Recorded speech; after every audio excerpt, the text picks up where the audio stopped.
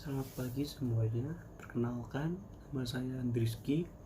Saya dari Fakultas Bisnis Law, kelas LA, angkatan tahun 2024. Kali ini saya akan menjelaskan tentang konflik yang terjadi di Kalimantan Tengah antara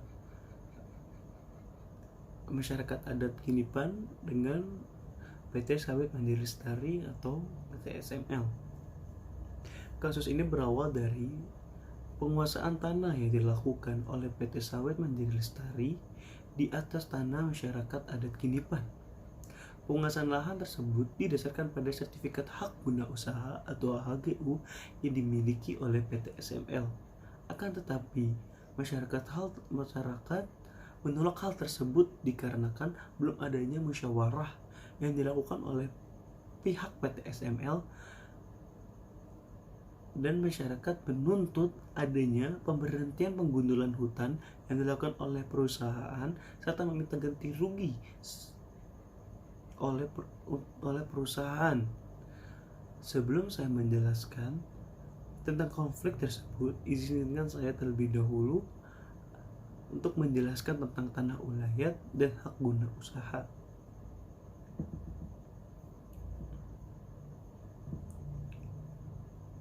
Menurut Maria S.W. Surmadono, hak ulayat dapat dikatakan jika terdapat 3 kriteria yang terpenuhi secara kumulatif. Yang pertama, adanya masyarakat hukum adat yang memenuhi ciri-ciri tertentu sebagai subjek hak ulayat.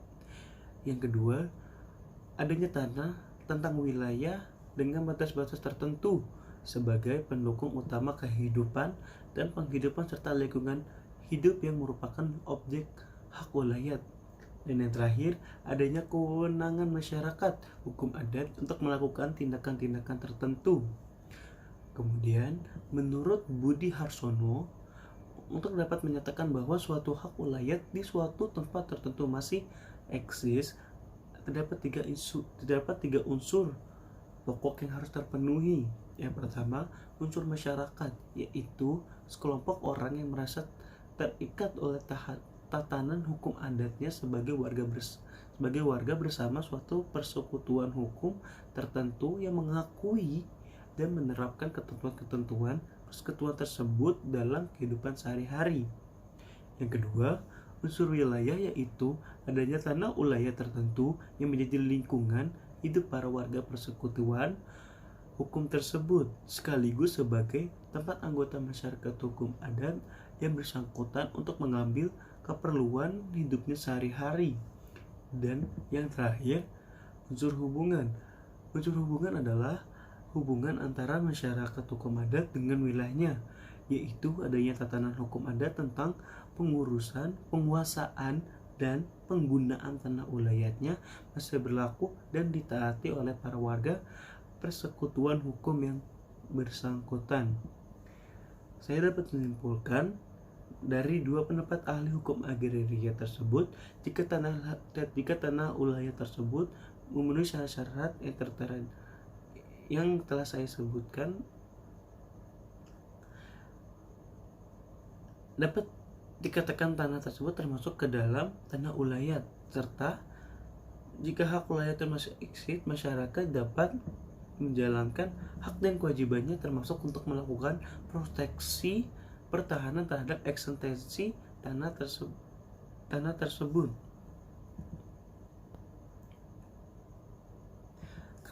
Keberadaan tanah ulayat di Indonesia juga memiliki landasan konstitusional sebagaimana tercantum dalam pasal 18B ayat 2 Undang-Undang Dasar 1945 yang menyatakan bahwa negara mengakui dan menghormati kesatuan masyarakat hukum adat beserta hak tradisionalnya sepanjang masih hidup dan sesuai dengan perkembangan masyarakat dan prinsip negara kesatuan Republik Indonesia yang diatur dalam undang-undang. Selanjutnya, hak ulayat terdapat juga dalam Undang-Undang Pokok Agraria Nomor 5 Tahun 1965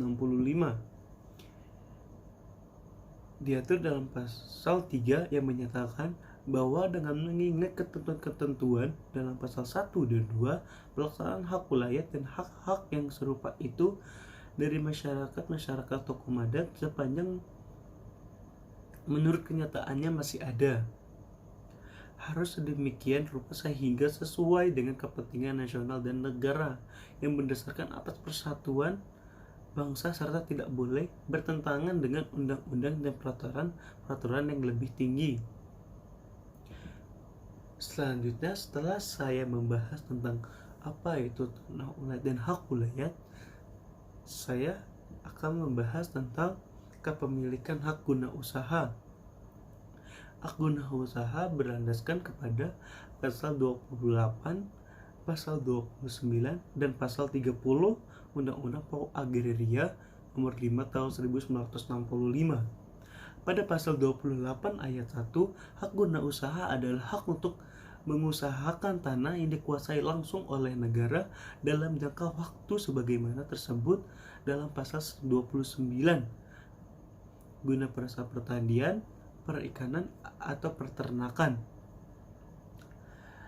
Selanjutnya, menurut pasal 29, jangka waktu yang diberikan untuk waktu paling lama 25 tahun. Untuk perusahaan yang memerlukan waktu yang lebih lama dapat diberikan hak guna usaha untuk waktu yang paling lama 30 tahun dan dapat diperpanjang dengan waktu paling lama 25 tahun. Sementara itu, berdasarkan pasal 30 pasal 30 ayat 1, yang berhak mendapatkan hak guna usaha adalah warga negara Indonesia dan badan hukum yang didirikan hukum Indonesia dan berkedudukan di Indonesia. Setelah saya membahas dua hal tersebut, selanjutnya saya akan kembali kepada konflik yang terjadi antara PT SML dan masyarakat hukum adat Kinipan. PT SML yang perusahaan yang bergerak dalam bidang perkebunan sawit, untuk mendapatkan hak guna usahanya, maka perusahaan tersebut harus memenuhi ketentuan pada pasal 9 Undang-Undang Nomor 18 tahun 2004 tentang perkebunan yang menyatakan pada ayat 1, dalam rangka penyelenggaraan usaha perkebunan kepada pelaku usaha perkebunan sesuai dengan kepentingannya dapat diberikan hak atas tanah yang diperlukan untuk usaha perkebunan berupa hak milik, hak guna usaha, hak guna bangunan, dan atau hak pakai sesuai dengan peraturan perundang-undangan. Dan pada ayat kedua, dalam hal tanah yang diperlukan merupakan tanah hak ulayat masyarakat hukum adat yang menurut kenyataannya masih ada mendahului pemberian hak sebagaimana dimaksud dalam ayat 1. Pemohon hak wajib melakukan musyawarah dengan masyarakat hukum adat, pemegang hak wilayah, dan warga pemegang hak atas tanah yang bersangkutan untuk memperoleh kesepakatan mengenai penyerahan tanah dan imbalannya. Akan tetapi dalam kenyataannya PT Surya Mandiri Lestari atau PT SML untuk mendapatkan hak guna usahanya tidak melakukan musyawarah dengan masyarakat adat Kinipan. Akibatnya timbul konflik antara PT SML dengan masyarakat adat Kinipan. Di satu pihak, masyarakat adat Kinipan menolak penguasaan lahan oleh PT SML dan menuntut ganti rugi. Di lain pihak, PT SML mempertahankan penguasaan lahan tersebut karena memiliki hak guna usaha. Secara yuridis, tindakan PT SML untuk mendapatkan HGU telah melanggar pasal 9 Undang-Undang Nomor 18 tentang perkebunan, yakni melakukan musyawarah dengan masyarakat hukum adat, pemegang hak wilayah, dan warga pemegang hak atas tanah yang bersangkutan untuk memperoleh kesepakatan mengenai penyerahan dan imbalannya.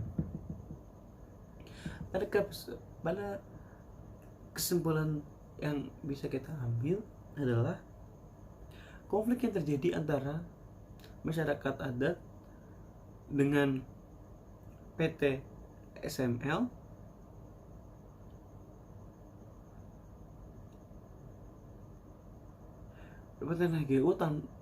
PT SML melakukan HGU tanpa memenuhi syarat yang telah ditetapkan, serta adanya pelanggaran hukum yang dilakukan oleh PT SML terhadap pasal 9 Undang-Undang Nomor 18 Tahun 2024 tentang perkebunan